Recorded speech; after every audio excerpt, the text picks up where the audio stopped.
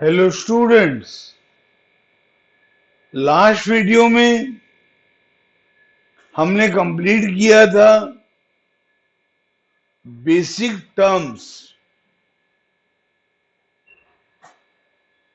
उम्मीद है आपको समझ में आ गया होगा।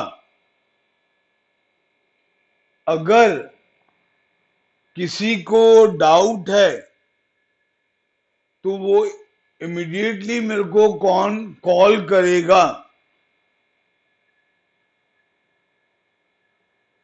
शाम को 4 बजे से लेकर 6 बजे के अंदर कॉल करते हो तो बेटर है। अगर कोई प्रॉब्लम है तो अलग टाइम पे भी कॉल कर सकते हो। आज हम एक नया टॉपिक पढ़ेंगे।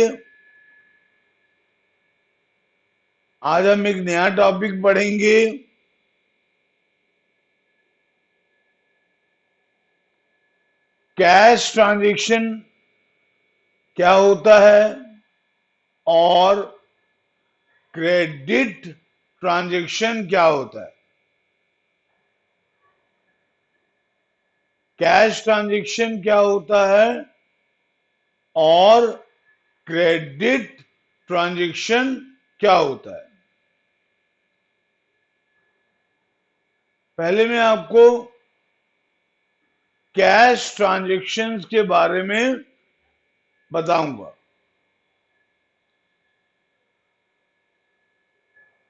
अपनी कॉपी में लिखें कैश ट्रांजैक्शन।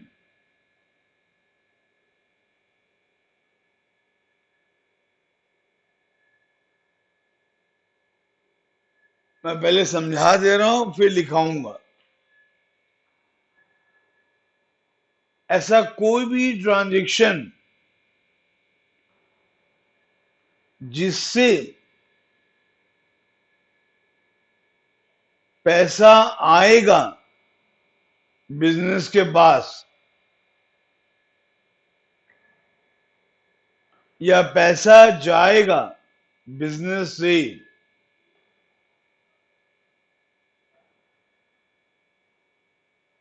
तो उस ट्रांजैक्शन को कैश ट्रांजैक्शन बोलेंगे।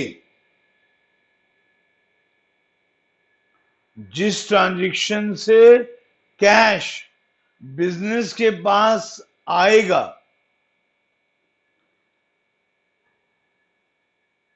या बिजनेस से बाहर जाएगा तो वो है कैश ट्रांजैक्शन। अब लिखो, मैं लिखा रहा हूं आपको। Any transaction any transaction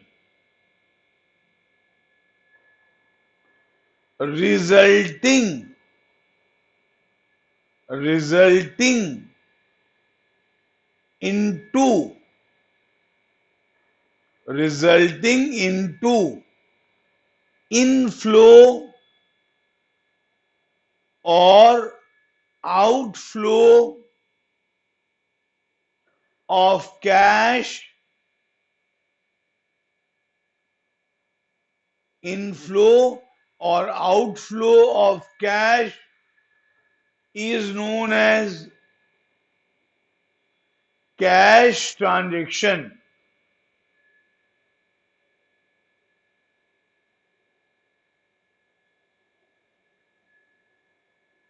Any transaction resulting into inflow or outflow of cash is known as cash transaction. यहां पर इनफ्लो का मतलब है पैसा आ रहा है बिजनेस के पास। आउटफ्लो ऑफ कैश मतलब पैसा जा रहा है बिजनेस से बाहर जा रहा है।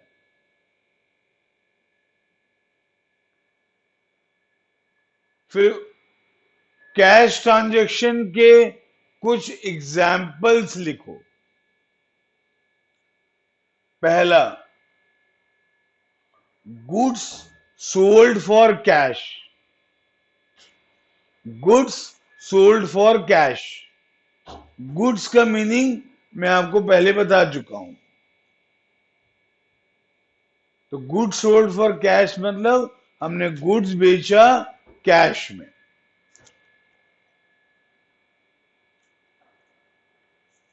नेक्स्ट लिखो, गुड्स सोल्ड। गुड्स सोल्ड, देखो जब गुड्स सोल्ड लिखा रहेगा तो भी हम यही मानते हैं कि गुड्स सोल्ड फॉर कैश है। ठीक है, यहां फॉर कैश लिखा नहीं है सेकंड वाले में, लेकिन वो इंप्लाइड रहता है। Third, cash cell. थर्ड है कैश सेल। तो कैश सेल से हम मीन करते हैं कि हमने गुड्स बेचा कैश में। कैश सेल से हम क्या मीन करते हैं कि हमने गुड्स बेचा कैश में।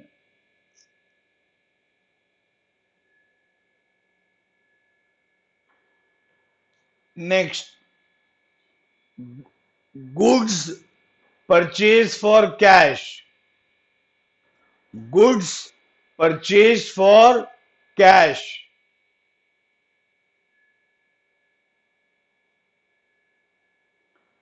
Next, goods purchased.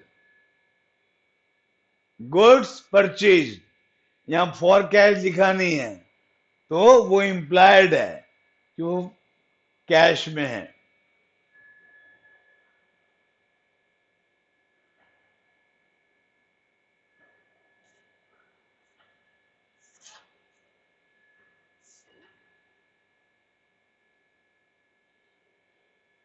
फिर लिखो cash purchase. Cash purchase, cash purchase का मतलब होता है कि हमने गुड्स खरीदा कैश में। कैश परचेज का मतलब होता है कि हमने गुड्स खरीदा कैश में।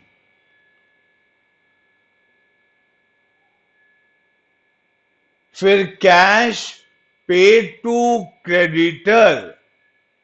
Cash paid to creditor. Creditor के बारे में मैं लास्ट क्लास बताया था। क्रेडिटर मतलब वो पर्सन जिसको पैसा देना है, जिसको पैसा हमें देना है, तो उसको हम कैश पे किए। कैश पे टू क्रेडिटर मतलब हम अपने क्रेडिटर को कैश पे किए। फिर cash received from debtor. Cash received from debtor.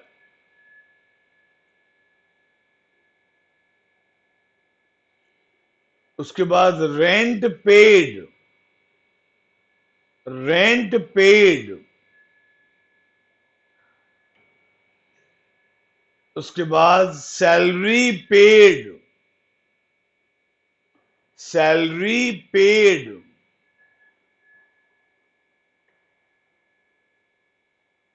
उसके बाद इलेक्ट्रिक चार्जेस पेड।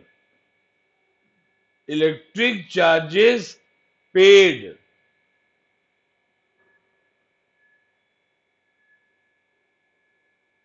पहले लिखा है, थोड़ी देर पहले लिखा है रेंट पेड। रेंट पेड मतलब हम अपने दुकान के लैंडलॉर्ड को, मकान मालिक को रेंट पे किए। सैलरी पेड मतलब हम अपने एम्प्लॉय को सैलरी दिए। तो सैलरी दिए मतलब क्या दिए होंगे? कैश ही दिए होंगे ना।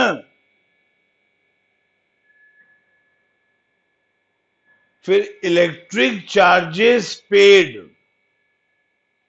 Electric charges paid. फिर furniture purchased, furniture purchased. Computer purchased, computer purchased. Vehicle purchased, vehicle purchased.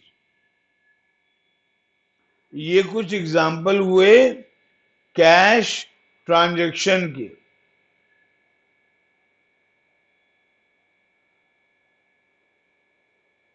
और बहुत से एग्जाम्पल बन सकते हैं। ऐसा कोई भी ट्रांजैक्शन जिससे बिजनेस में पैसा आ रहा है या बिजनेस से पैसा जा रहा है, वो कैश ट्रांजैक्शन है। बहुत से एग्जाम्पल बन सकते हैं, मैंने आपको कुछ लिखा है।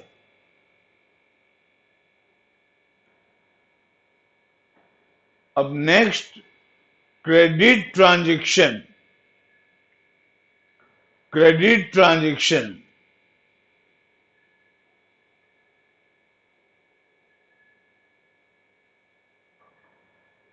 क्रेडिट ट्रांजैक्शन मतलब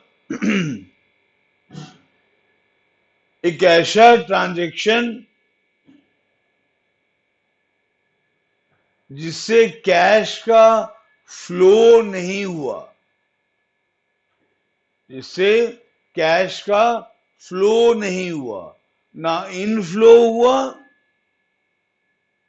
ना आउटफ्लो हुआ। एक ऐसा ट्रांजैक्शन जिससे कैश का फ्लो नहीं हुआ।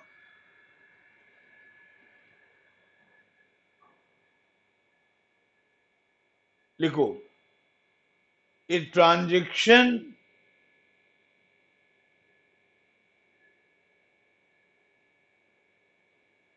where there is no cash flow, where there is no cash flow,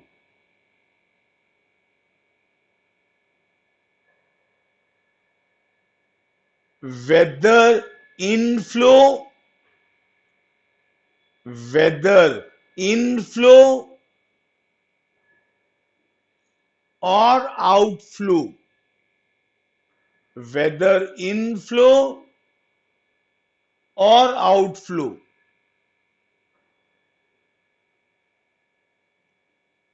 is known as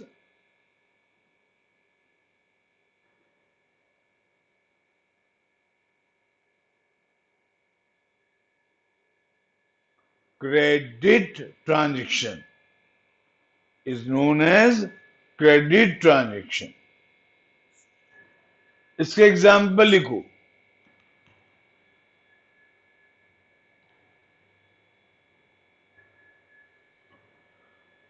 goods sold on credit,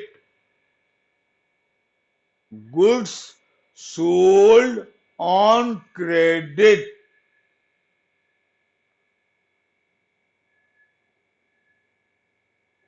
next, goods sold goods sold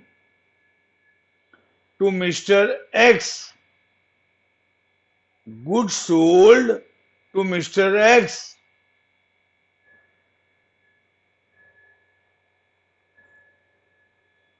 देखो, अगर हम जिसको सामान बेचे हैं उसका नाम दिया है तो वो क्रेडिट सेल माना जाएगा। क्यों? सिंपल सी बात है,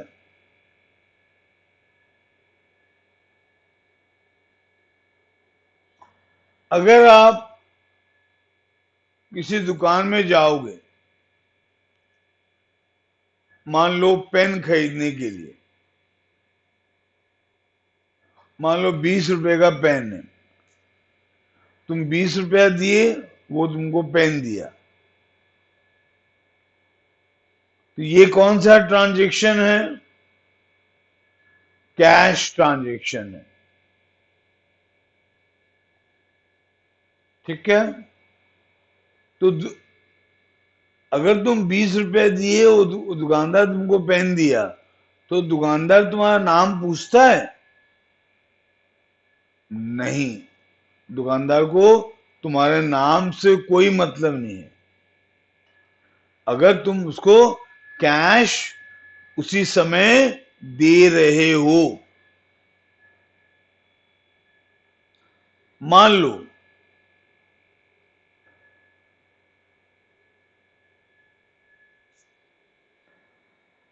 तुमको एक पेन खरीदना है, बट तुम्हारे पास पैसे नहीं है।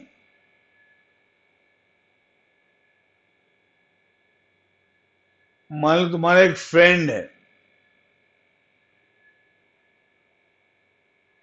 मिस्टर जॉन, तो मिस्टर जॉन को बोले, मान लो तुम मिस्टर जॉन के घर गए थे, तुमको लिखना था, तुम्हारे पास पेन नहीं था, और मिस्टर जॉन के पास भी एक्स्ट्रा पेन नहीं था। तो मिस्टर जॉन को तुम बोले, तुम्हारे घर के बाहर कोई दुकान है जहां पेन मिल जाएगा? मिस्टर जॉन ने कहा हाँ है। तो मिस्टर जॉन ने कहा, तुमने कहा मिस्टर जॉन को, चल जाते हैं उसके पास, एक पेन ले आते हैं, तो उसको बोल देना मैं पैसा कल दे दूंगा। वो दुकानदार मिस्टर जॉन को जानता है, तो मिस्टर जॉन बोला चल, तुम और मिस्टर जॉन दोनों गए उस दुकान में, और मिस्टर जॉन बोला एक पेन दो।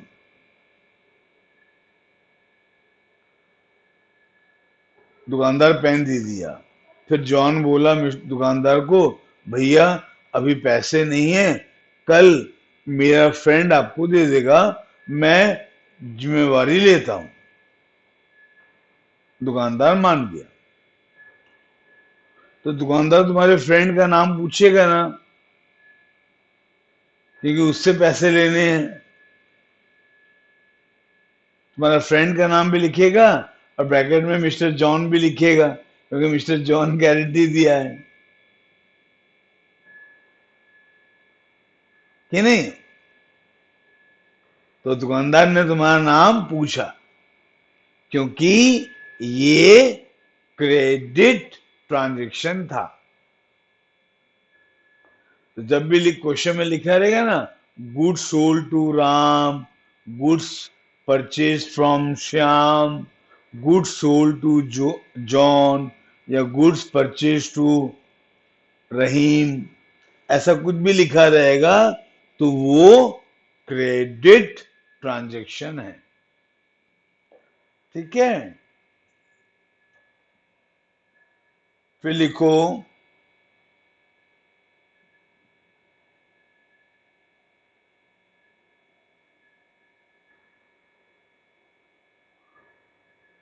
goods purchased on credit, goods purchased on credit। फिर लिखो goods purchased from Mr. Govind, goods purchased from Mr. Govind।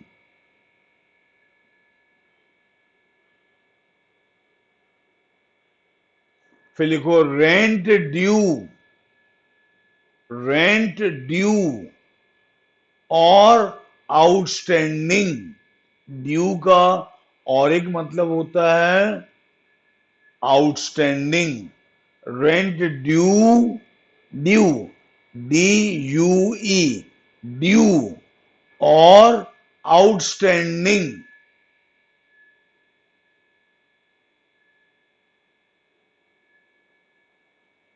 ठीक है। रेंट ड्यू का मतलब क्या होता है? मान लो तुम एक शॉप, दुकान भाड़े पे ली हो, भाड़ा है 10,000 पर मंथ। मान लो 1 महीना हो चुका है और तुम अभी तक भाड़ा नहीं दियो। 1 महीना हो चुका है और तुम रेंट अभी तक नहीं दिए हो, तो हम बोलेंगे रेंट ड्यू हमारा है 10,000। रेंट ड्यू है 10,000। फिर लिखो सैलरी ड्यू, सैलरी ड्यू। मान लो तुम्हारे शॉप में एक स्टाफ काम करता है, एक एम्प्लॉई काम करता है और उसकी सैलरी है 5,000 पर मंथ, 5,000 पर मंथ। महीना पूरा हो गया है उसको काम करते हुए और आपने अभी तक पैसे उसको नहीं दिए हैं, तो आप बोलोगे उस स्टाफ का, उस एम्प्लॉय का सैलरी ड्यू है। उस स्टाफ का, उस एम्प्लॉय का सैलरी ड्यू है। ड्यू है मतलब बाकी है। कभी कभी हम लोग ये वर्ड यूज करते हैं अपने फ्रेंड सर्कल में। मान लो तुम्हारा एक फ्रेंड कोई पर्टिकुलर एग्जाम में या कंपटीशन में या गेम में बहुत अच्छा किया और तुम उससे पार्टी मांगते हैं ना पार्टी हम लोग अपने दोस्त से। वो तुम्हारा दोस्त बोला दूंगा, अभी पैसे नहीं है, कुछ दिन के बाद दूंगा। तो कुछ दिन बीत गए तो तुम उसको बोलते हो ना अपने दोस्त को, देख भाई तेरा एक पार्टी ड्यू है, बोलते हो ना, तेरा एक पार्टी ड्यू है। ड्यू है मतलब बाकी है। ठीक है। फिर लिखो furniture purchased from Hari, furniture purchased from Hari.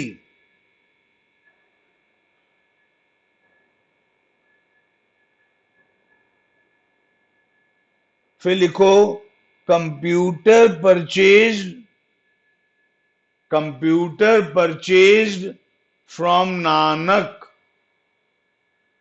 Computer purchased from Nanak. नाम दिया है मतलब वो क्रेडिट में परचेज हुआ है। नाम दिया है मतलब वो क्रेडिट ट्रांजैक्शन है। Vehicle purchased, vehicle,